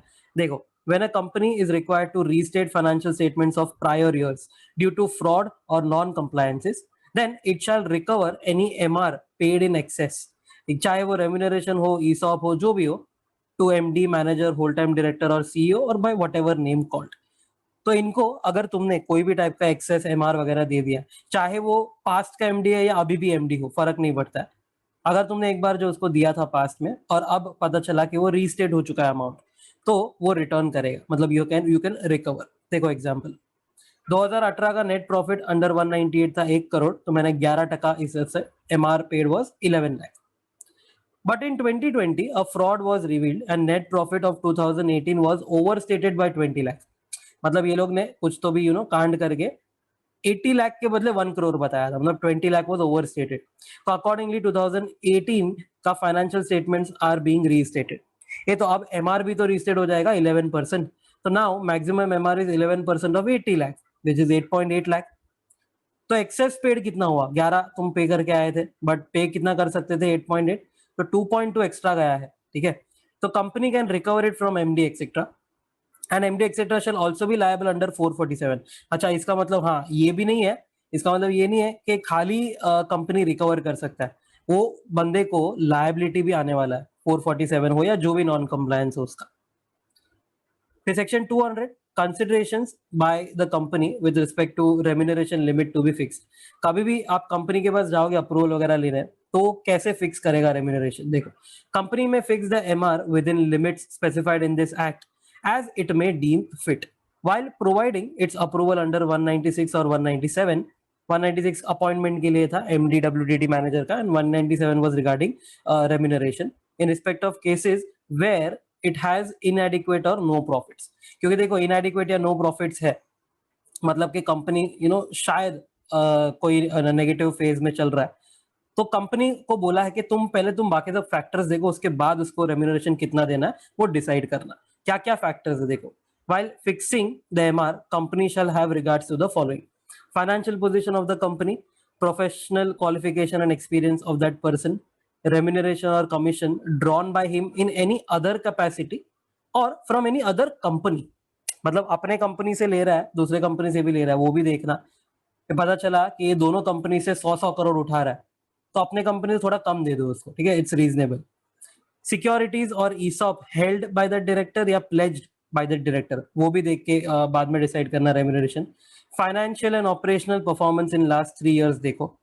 Comparison of remuneration of director versus director and director versus employees.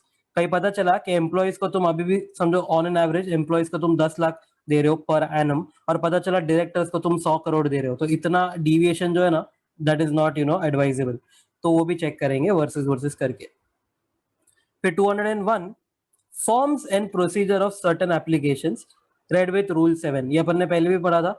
Every application under 196 for CG's approval shall be made via form MR2 within 90 days from appointment. याद करो, जिसका 70 years का एज अटेन हो गया था उसको option 1 दिया था SR पास करो, ऑप्शन 2 था कि अगर तुम्हारा OR टाइप सिचुएशन हो गया ना, for votes are exceeding against वाले वोट्स, तो तुम सीजी का अप्रूवल लेने जा सकते हो। तो इधर ही वो MR2 के हिसाब से तुमको करना है, अप्रूवल लेना है within 90 days from appointment. Before the application is made, एक जनरल नोटिस देना है तुमको। General notice must be send to all the members of the company indicating nature of application proposed. General notice must be published in at least one English newspaper and one local newspaper of district where the registered office is located. And the notice must be attached along with MR2 along with a certificate of publication in newspaper। ऐसा certify करके देंगे BOD कि हाँ हमने ना ये notice publish किया था न्यूज़पेपर में। And yes, for your info, BOD apply करेगा सेंट्रल गवर्नमेंट को। वो बंदा जो MD है 70 years का हो गया वो नहीं करेगा, उसको तकलीफ मत दो इतना। 202 CFLU, very important। CFLU to MD, whole time director, manager। CFLU मतलब compensation for loss of office।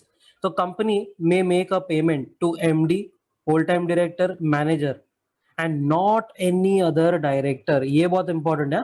पूरे आंसर में नीचे ना सब जगह पे तुमको डायरेक्टर डायरेक्टर डायरेक्टर दिखेगा, वो इन तीनों का ही बात हो रहा है, डोंट गेट कंफ्यूज्ड। तो कंपनी में make a payment to them by way of compensation for loss of office और consideration for retirement from office, कोई भी नाम से हो सकता है ये। तो ये खाली ये तीनों को मिल सकता है। ओके, नाउ नो सीफ्लू etcetera can be paid in the following cases. थोड़े केसेस है जहां पर तुम सीफ्लू नहीं दोगे उसको, इट इज नॉट अलाउड। पहला, director resigns from the office as a result of reconstruction or amalgamation and is appointed as MD, whole-time director, manager or any other officer of that reconstructed or newly formed company। तुम्हारे company का demerger हुआ, merger हुआ, amalgamate होके कोई नई company बन गई, जो भी है, अगर तुमको जॉब मिला ना वापस उधर, तो तुमको सीफ्लू नहीं मिलेगा because actually you have not lost anything. फिर नेक्स्ट, अगर डायरेक्टर खुद से निकलता है तो director resigns otherwise than on reconstruction और amalgamation, क्योंकि वो ऊपर कवर हो गया। That is director resigns voluntarily, खुद से छोड़ के जा रहे हो तो ये तो तुम्हारा डिसीजन है, हमने थोड़ी निकाला है, तो काय का सीफ्लू। Office of director is vacated under 167, मतलब कुछ झोल किया, convicted under any any act या फिर अनसाउंड माइंड का हो गया एक्सेट्रा एक्सेट्रा, 167 के हिसाब से गया तो no सीफ्लू। Director is guilty of fraud, breach of trust with respect to affairs of that company or holding or subsidiary company. Again, जोल किया, no सीफ्लू। Company is being wound up by NCLT or voluntarily due to gross negligence of director, कांड किया रहेगा इसने, company wind up हुआ, no सीफ्लू। And he instigated और took part in termination of his office.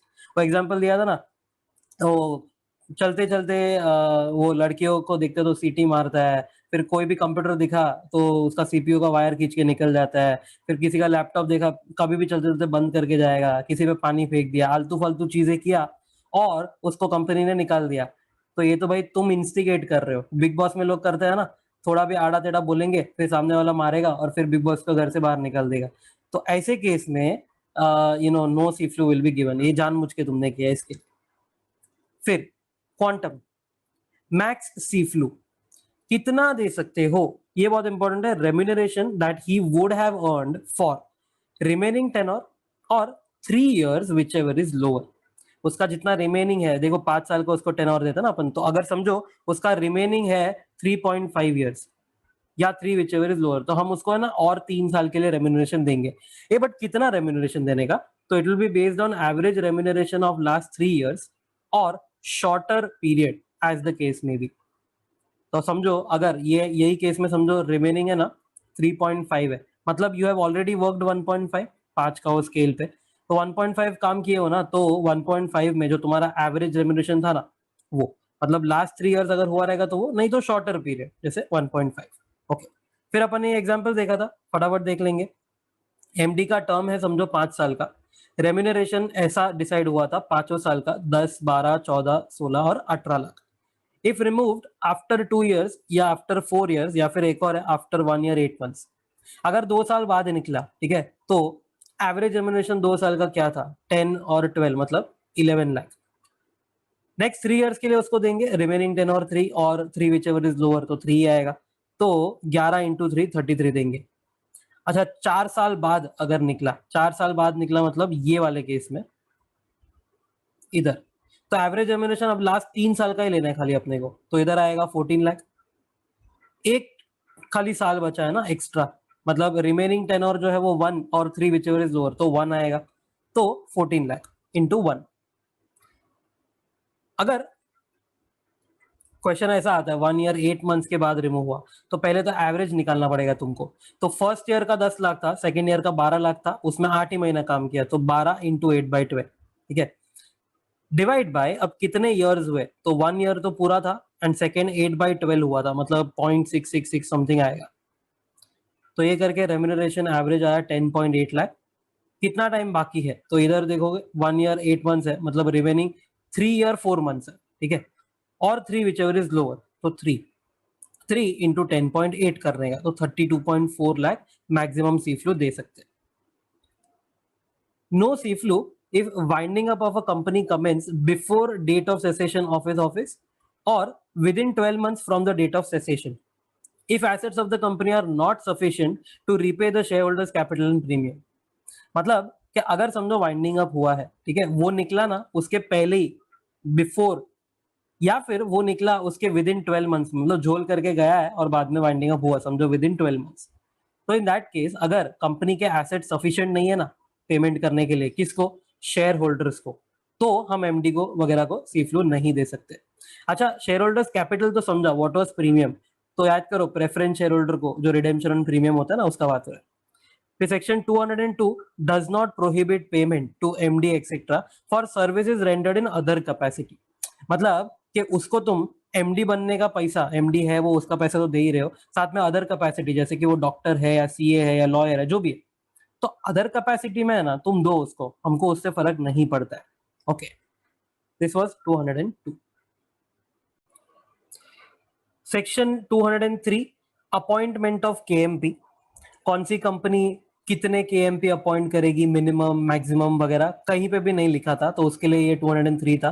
203 subsection 1 red with rule 8 बोलता है every listed company and every public company having paid up share capital of 10 crore और more shall have whole time KMP.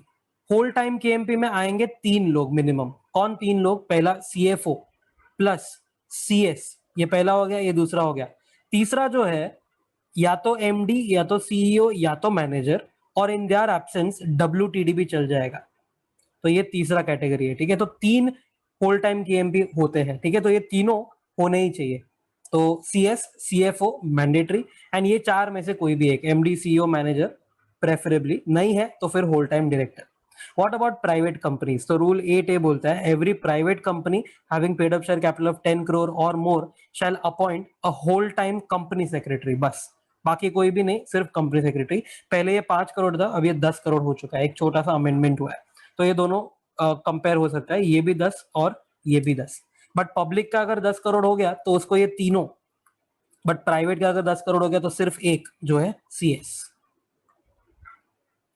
First proviso बोलता है an individual shall not be appointed और reappointed as chairman of the company as well as MD और CEO of the company at the same time. मतलब normally एक बंदा chairperson plus MD या chairperson plus CEO नहीं बन सकता, but याद रखना दिस इज एक बंदा एट एक time at one company.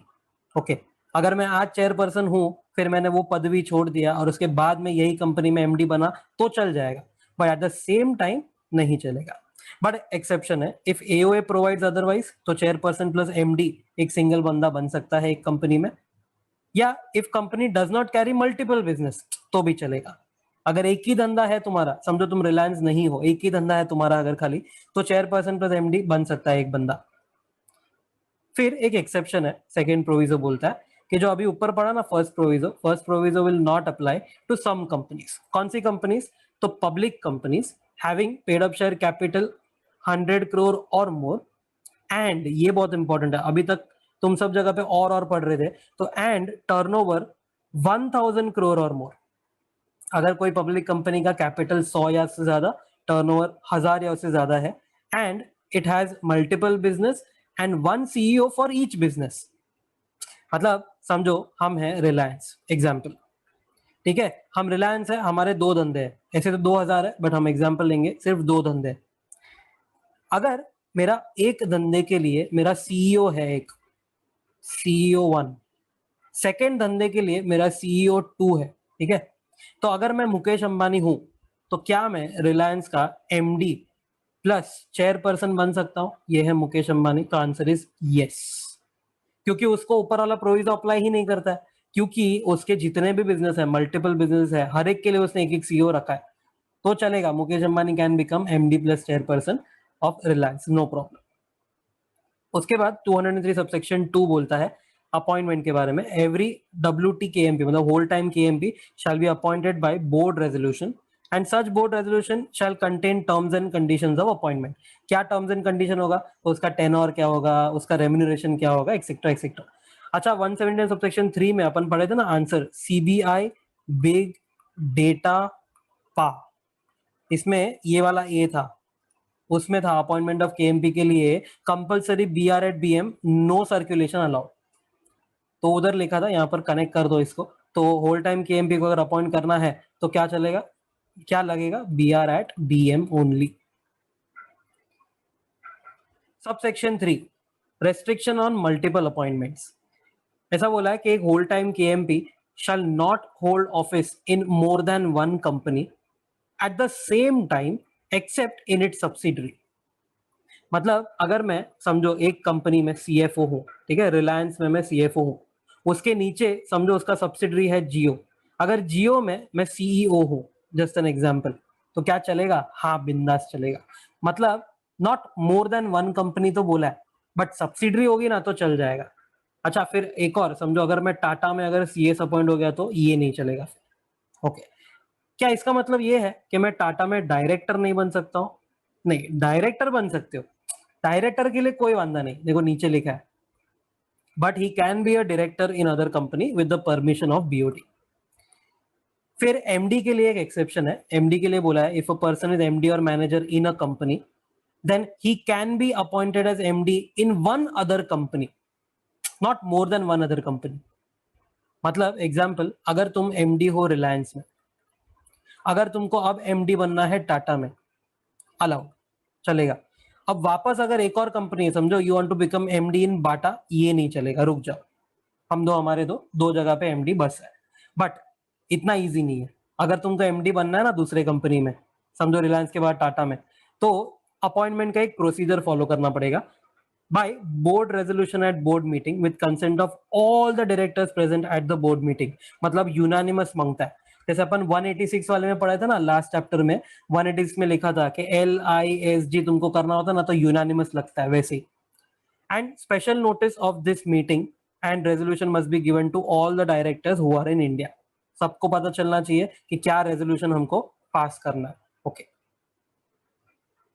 Examples देखे थे अपन ने, तो मिस्टर ए जो है वो एमडी ऑफ रिलायंस है, एमडी ऑफ टाटा है, एडिशनल डायरेक्टर ऑफ एसबीआई है।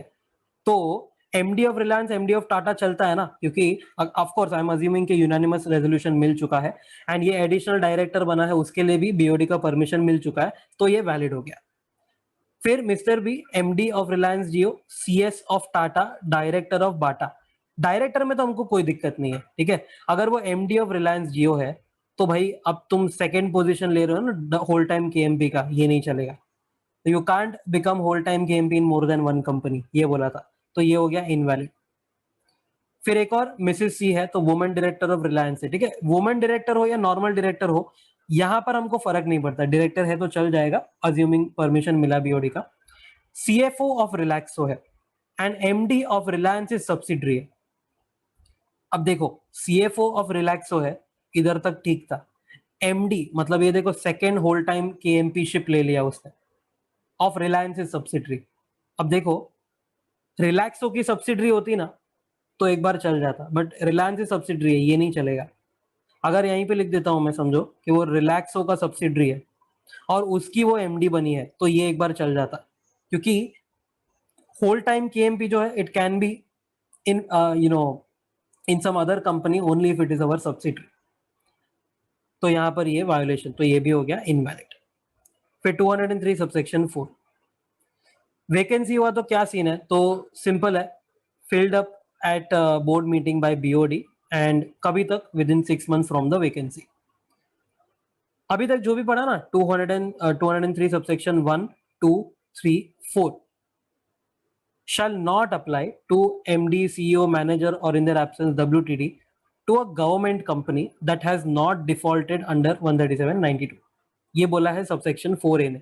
वो बोलता है कि अगर गवर्नमेंट कंपनी है ना तो ऊपर का कुछ भी नहीं देखने का, मतलब एक बंदा गवर्नमेंट कंपनी में एमडी के साथ साथ चेयरपर्सन भी बन सकता है, कोई इसको कुछ नहीं रोकेगा। क्यों ऐसा सब बोला है पता है, क्योंकि government company as we know कि ऑलरेडी हालत खराब है, पैसे देती नहीं है, लोगों को काम उधर करना नहीं है, तो शायद एक ही बंदा 2-3 पोस्ट लेता रहेगा, तो इट्स ओके, बट डिफॉल्टिंग नहीं होना चाहिए। सब सेक्शन 5 बोलता है कॉन्ट्रावेंशन अगर कंपनी ने किया तो 5 लाख की फ्लैट पेनल्टी।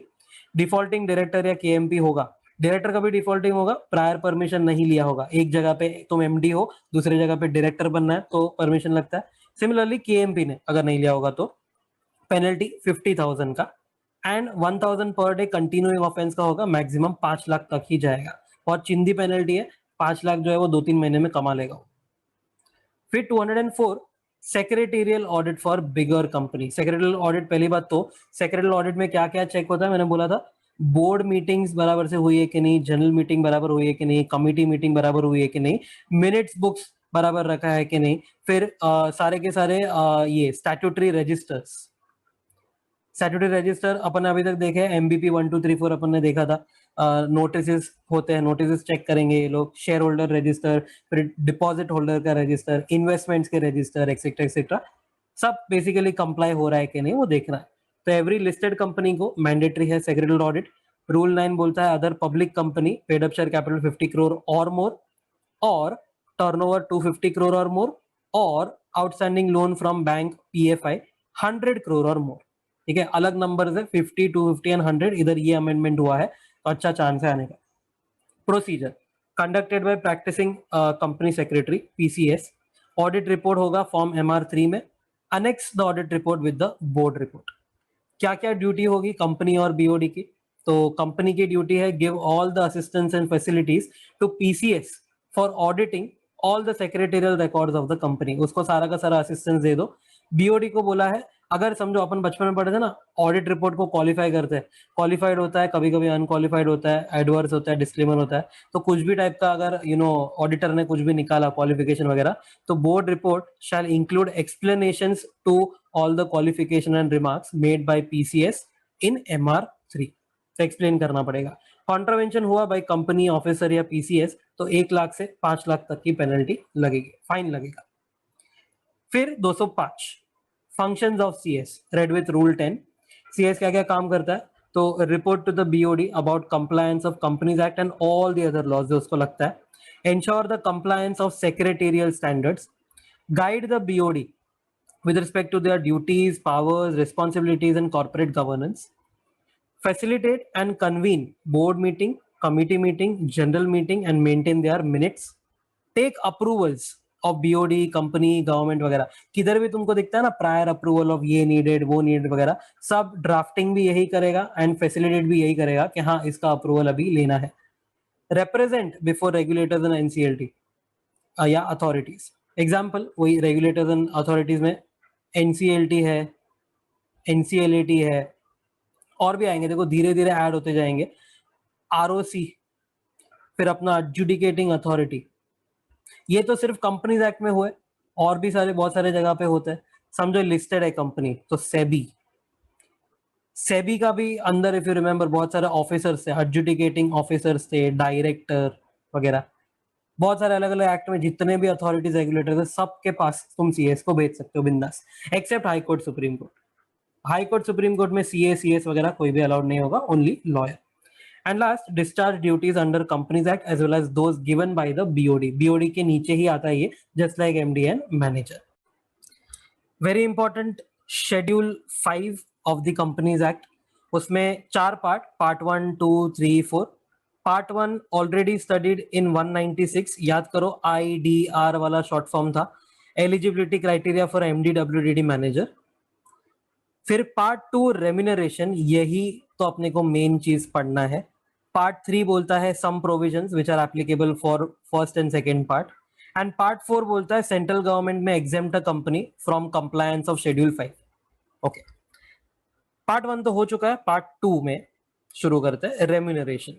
अब इसमें ऐसा है कि सेक्शन 5 है, तो फर्स्ट सेक्शन जो है ना कंपनी हैविंग प्रॉफिट्स, ये 197 में पढ़ लिया हमने, क्या था ये 11, 1, 3, 5, 10 वो वाला। सेक्शन 2 जो है इनएडिक्वेट प्रॉफिट वाला, ये भी हम पढ़ चुके हैं, क्या था ये, तो 60 lakh, 84 lakh, 120 lakh and so on, वो भी 197 में था। सेक्शन 3 बोलता है वही सेम केस, इनएडिक्वेट प्रॉफिट है but in certain cases freely पे कर पाओगे तुम, तो ये हम देखेंगे अभी। सेक्शन 4 बोलता है परक्विजिट एक्सक्लूडेड फ्रॉम एमआर, बहुत सही तोड़ क्वेश्चन इसमें आया। And section 5 MR to KMP in 2 companies, कोई अगर 2 कंपनी में केएमपी है तो कैसे एमआर का क्या लिमिट होगा वो।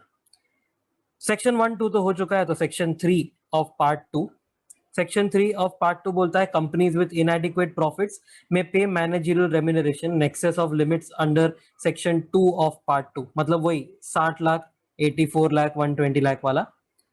तो if some other company pays an amount in excess of limits under section 1 and 2, मतलब if you are Reliance, तुम्हारा जो एमडी है वही एमडी नेस्ले में भी है,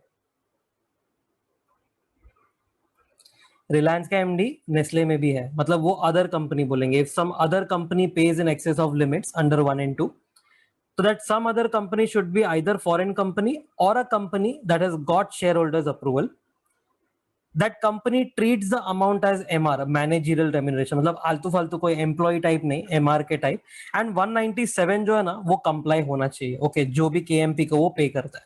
अगर ऐसा किया है ना, तो नेस्ले ने अगर एक्सेस में पे किया ना, तो रिलायंस कैन ऑल्सो पे in excess if it does not have profits, मतलब इनएडिक्वेट रहेगा। तो लॉजिक क्या होगा कि अगर एक दूसरा कंपनी या एक फॉरेन कंपनी अगर उसको पे कर रहा है in excess of those limits, तो फिर हम कर लेंगे that person might be valuable. Okay, वैसे ही वैल्यू से याद आएगा ये बी वाला पॉइंट, न्यूली इनकॉर्पोरेटेड कंपनी है ना, तो 7 साल फ्रॉम इनकॉर्पोरेशन यू कैन बिंदास पे, कोई तुमको नहीं रोकेगा, any remuneration is allowed. Okay, यहां पर भी क्यों, उसको क्यों हम अलाउ कर रहे हैं, प्रॉफिट नहीं होगा तो, बिकॉज ये कंपनी को ग्रो करना है। एंड सेकेंड एंड थर्ड क्या है, तो sick company for whom BIFR has approved a revival plan, and यहाँ पर एक कंपनी जिसके लिए resolution plan is approved by NCLT under insolvency and bankruptcy code. ये दोनों केसेस में 5 years from approval of those plans, revival के plans में 5 इयर्स तक यू कैन पे बिंदास एनी रेम्यूनरेशन, कोई तुमको नहीं रोकेगा। व्हाई, बिकॉज रिवाइवल के लिए इंपॉर्टेंट है, एमडी वगैरह को तो पैसा देना ही पड़ेगा तो ही रिवाइव होगी कंपनी। तो there are reasons behind this कि इसको क्यों हम बिंदास एक्सीडिंग द लिमिट अलाउ कर रहे हैं, because this is the reason, यहाँ पर ग्रो करना है, यहाँ पर रिवाइव करना है। एंड एक और है कि if managerial remuneration is exceeding the limits under section 2 but the MR is fixed by BIFR और NCLT, board for internal and financial reconstruction, and अपना नेशनल कंपनी लॉ ट्रिब्यूनल ने फिक्स किया है, तो बस भाई वो तो माई बाप है, उनके ऊपर तो कोई नहीं है, उन्होंने फिक्स कर दिया तो फिर बिंदास पे करो, no problem. Section 3 shall apply if, ये जो अभी पढ़ा ना अपन ने, it will apply for if for point B and C the KMP is not receiving MR from any other company. तो बी एंड सी देखा ना अभी कि वो न्यूली इनकॉर्पोरेटेड है या एनसीएलटी वाला रेजोल्यूशन प्लान वगैरह है या ये सी वाला, ये सब में KNP is not receiving MR from any other company, मतलब एक ही कंपनी को डेडिकेटेड है, तो हम ये अप्लाई करेंगे कि उसको बिंदास पे करो। Auditor, company secretary of the company, और अगर वो नहीं है तो practising company secretary, certifies that secured creditors and term lenders have given a written NOC, no objection certificate, for appointment and remuneration, and this certificate must be attached with MR3।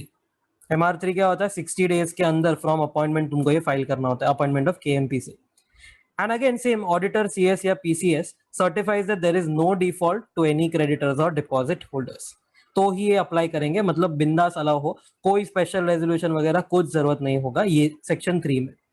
फिर section 4 very very very very very very very very very very very important, perquisites not included in MR under section 2 and 3 only, ये बहुत important है। इधर अगर तुम्हारा ध्यान नहीं गया तो भाई खत्म हो गया गेम। सिर्फ सेक्शन 2 एंड सेक्शन 3, मतलब only for in adequate profits ये रूल अप्लाई करना।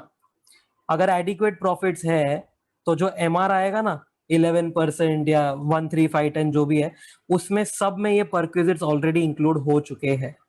बट अगर इनएडिक्वेट प्रॉफिट्स है तो ये सारे परक्विजिट्स जो है वो नॉट इंक्लूडेड होंगे। Okay, very important. तो अगर इनएडिक्वेट है तो ये वाला रूल अप्लाई करना, perquisites that are not included in MR.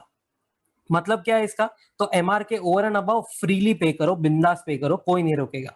Okay, जैसे contribution to provident fund, annuity fund, super annuity fund to the extent exempt under the income tax act, gratuity payable up to half month's salary for each completed year of service। Half month का जो salary होगा multiply by number of years of service completed, मतलब अगर 24 महीना क्या 24 साल 2 महीने हैं तो इधर इंटू 24 करना। Okay, encashment of leave at the end of the tenure के एंड तक रुक गए, उसके बाद एनकैश किया तो वो भी नॉट इंक्लूडेड इन एमआर होगा, मतलब ओवर एंड अबव मिलेगा, चलेगा। Extra exclusion for expatriate managerial person including NRI, basically ये लोग जो है वो बाहर काम करते हैं, अपने ही कंपनी के लोग हैं बट बाहर काम करते हैं, तो उसके लिए बोला एक्स्ट्रा एक्सक्लूजन, मतलब उनको ये सब भी मिलेगा ये एक्सक्लूजन, बट और भी मिलेगा। जैसे चिल्ड्रन एजुकेशन अलाउंस एक्सक्लूजन में है for maximum 2 children studying in और आउटसाइड इंडिया, अप टू कितना, अप टू एक्सक्लूजन में आने वाला 12,000 पर मंथ पर चाइल्ड, और actual expense which ever is lower, 2 children के लिए, ठीक है। उसके ऊपर का जो भी है वो सब इंक्लूड हो जाएगा एमआर में। ओके, फिर आओ जाओ का खर्चा रहेगा वो लोग का, एरोप्लेन वगैरह का, तो holiday passage for children studying abroad और family staying abroad. Children studying abroad या फैमिली स्टेइंग अब्रॉड, अभी स्टडी कर रहे हैं बाहर समझो, और उसको है ना कोई हॉलीडे मारने का रहेगा, या फैमिली बाहर ही रहती है हॉलीडे मारने का रहेगा, तो रिटर्न पैसेज मिलेगा। रिटर्न पैसेज जो है एयर फेयर वगैरह या डायरेक्टली टिकट मिलेगा, तो once in a year in economic class ले सकते हो तुम, या वंस इन 2 years, अगर फर्स्ट क्लास में अमीरो नवाबों वाले ख्वाब है तुम्हारे तो वंस इन 2 years मिलेगा for children family along with that managerial personal, मतलब तुम्हारे चिल्ड्रन के लिए सिर्फ नहीं है, तुम्हारे लिए भी है प्लस चिल्ड्रन के लिए भी है। Okay, and that won't be included in your managerial remuneration. And leave travel concession, तो ऊपर क्या हो रहा था, पैसेज मतलब डायरेक्टली टिकट वगैरह मिलता रहेगा, यहाँ पर कंसेशन डिस्काउंट टाइप मिलता रहेगा, तो return passage for self plus family to be spent abroad, that is in your home country. Remuneration will always include reimbursement of direct taxes to the managerial personal, उसने जो direct tax भरा वो भी समझो company reimburse करता है उसको, तो वो भी उसके एमआर में तो इंक्लूड होएगा ही ना बाय डिफॉल्ट। एंड फैमिली जिधर इधर लिखा है ना, ये देखो इधर फैमिली लिखा था, इधर फैमिली लिखा था, तो spouse, dependent children and dependent parents. Okay, फिर सेक्शन 5 पार्ट 2 का। सेक्शन 5 बोलता है कि 2 कंपनी से अगर एमआर आ रहा है ना तुमको, तो क्या करने का। तो subject to section 1 to 4 of part 2, a managerial personnel shall draw remuneration from one और बोथ द कंपनीज। बट अगर बोथ द कंपनीज है तो remuneration from both the companies in aggregate should be up to higher maximum limit admissible from one of the companies where he is managerial personnel. इसके लिए अपन ने example लिखा है नीचे, ये देख लो। Mister A is MD of Reliance and MD of Jio. Allowed है ना, एक एमडी और फिर दूसरे में एक और बार तुम एमडी हो सकते हो, अलाउड है। तो रिलायंस का अपन ने सब कुछ देखा, ठीक है, ये सेक्शन 1 2 सब कुछ देख लिया। अगर ये प्रॉफिटेबल है तो 11% वाला रूल, अगर ये नॉट प्रॉफिटेबल है तो वो 60 लाख 84 लाख वाला रूल। जो भी करके रिलायंस का मैक्स एमआर आता है 10 करोड़ और जियो का मैक्स एमआर आता है 12 करोड़। तो ये बंदा मिस्टर ए जो है, he can receive MR from Reliance as well as Jio both combined only up to 12 crore. मतलब ये दोनों में से जो हायर लिमिट है ना मैक्स वाला, तो अप टू 12 करोड़ वो दोनों कंपनी से इन एग्रीगेट छीन सकता है। ओके, फिर पार्ट 3 तो बहुत सिंपल है, provisions applicable to part 1 and 2। अगर तुम पार्ट 1 एंड 2 में फॉल होते हो तो appointment and remuneration under part 1 and 2 shall be subject to approval by OR at general meeting. कुछ भी हुआ ना, ओआर पास कर लेने का, पार्ट 1 एंड पार्ट 2 में फॉलो रहे तो। एंड ऑडिटर सेक्रेटरी या PCS shall certify that schedule 5 has been complied with, और वो ही सर्टिफिकेट सेम वापस एमआर 3 के साथ अटैच करके दे दो। फॉर योर इन्फो, ये बहुत इंपॉर्टेंट, सम सॉल्व करने के लिए, थिंग्स एक्सक्लूडेड फ्रॉम एमआर मतलब पे बिंदास में क्या क्या आता है, पूरे चैप्टर को क्लब किया है। तो पहला अभी हमने देखा, all perquisites under section 4 of part 2। फिर सिटिंग फीस जो है ओवर एंड अबव बिंदास पे करो उसको, एमआर में वो नहीं आएगा। फिर fee paid in professional capacity, वो भी एमआर में नहीं आएगा, प्रोवाइडेड उसके पास क्वालिफिकेशन वगैरह है, etcetera etcetera. Indemnity insurance premium if he is not guilty. Indemnity insurance premium उसके लिए भरा ना कंपनी ने, और अगर वो गिल्टी नहीं निकला तो ठीक है, बिंदास करो। अगर वो गिल्टी निकला होता तो उसको हम एमआर में इंक्लूड कर देते। ये क्यों इंपॉर्टेंट है, अभी वो मॉक वाला देखा अपन ने क्वेश्चन, उसमें क्या था कि पहले 84 लाख का अपन ने इफेक्टिव कैपिटल के हिसाब से लिमिट निकाला, 84 लाख का इंटू 8/12 किया था, ये अपना मॉक का क्वेश्चन नंबर 3 एमसीक्यू। तो 84 इंटू 8/12 किया, ठीक है। अब वो एमआर हो गया, ठीक है। अब उसमें क्या पूछा है, एमआर के ओवर एंड अबाव का भी अमाउंट पूछा था, तो हमने ये परक्विजिट्स ऐड किया, एन्युटी फी वाला, सिटिंग फी हमने ऐड किया, ये प्रोफेशनल कैपेसिटी वाला ऐड किया। अगर ये इंश्योरेंस प्रीमियम दिया होता and if was not guilty तो ये भी हम ऐड करते और फिर उसको टोटल अमाउंट पे करते। मतलब ये सब एमआर में इंक्लूडेड नहीं है, ओवर एंड अबाव ऐसा समझो कि तुमको एक बोनस मिल चुका है। ओके, रिलायंस इनएडिक्वेट प्रॉफिट का केस है। पहली बात तो परक्विजिट्स पे किया है मिस्टर ए को, एनआरआई है वो, ठीक है। तो यहाँ पर देखा ना, एक्सपेट्रिएट इंक्लूडिंग एनआरआई है, तो बेसिकली ये एक्स्ट्रा एक्सक्लूजन थे उसके लिए, मतलब एनआरआई को ये भी करेंगे अप्लाई, ये भी करेंगे अप्लाई। पहली बात तो ऐसा मत सोचना कि एनआरआई मतलब सिर्फ हम यही अप्लाई करेंगे, ऐसा नहीं होता है। ओके, तो कंट्रीब्यूशन टू आरपीएफ 1 लाख है, ये टैक्स एग्जेम्प्ट हो जाएगा। कंट्रीब्यूशन टू यूआरपीएफ 2 लाख है, ये टैक्स एग्जेम्प्ट नहीं होता है, ठीक है। मतलब इसको मैं मेरे एमआर में इंक्लूड करूंगा। देखो टॉपिक का टाइटल क्या बोलता है, perquisites not included in MR बोला है। Not included in MR will be exempt वाला पार्ट, ये वाला। तो जो एग्जेम्प्ट नहीं है वो तो इंक्लूड होगा। तो यूआरपीएफ को मैंने इंक्लूड कर दिया, ठीक है। ये डब्बा जो मैं ये बना रहा हूं, इसका मतलब मैंने इंक्लूड कर दिया उसको। फिर gratuity for 6 years at 4 lakh per annum, यहां पर बहुत लोगों का डंडा गुल होने वाला है। ग्रेचुइटी फॉर 6 इयर्स बोला है 4 लाख पर एनम।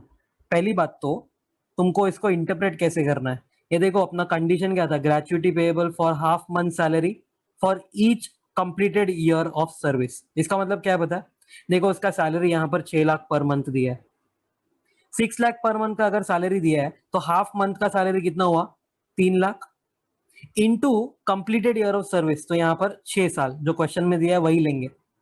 तो 3 लाख इंटू 6 ईयर्स जो होता है ना, उसको क्या बोलते हैं अपन, 6 ईयर्स के लिए 3 लाख पर एनम ना।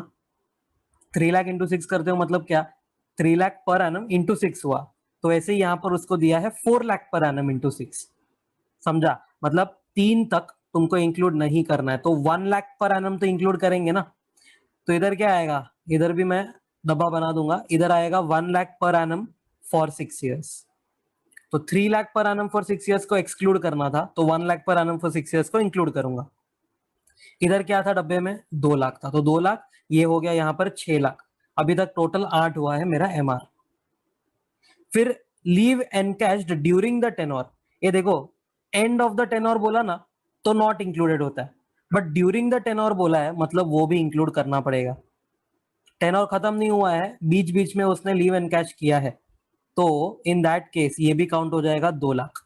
अभी तक कितना हुआ, 2 हुआ, यहाँ पर 6 हुआ, यहाँ पर 2, टोटल 10 लाख हो चुका है अभी तक एमआर। फिर नेक्स्ट बच्चों का एजुकेशन, चिल्ड्रन एजुकेशन अलाउंस दिया है 4 सन्स के लिए 14,000 पर मंथ पर चाइल्ड।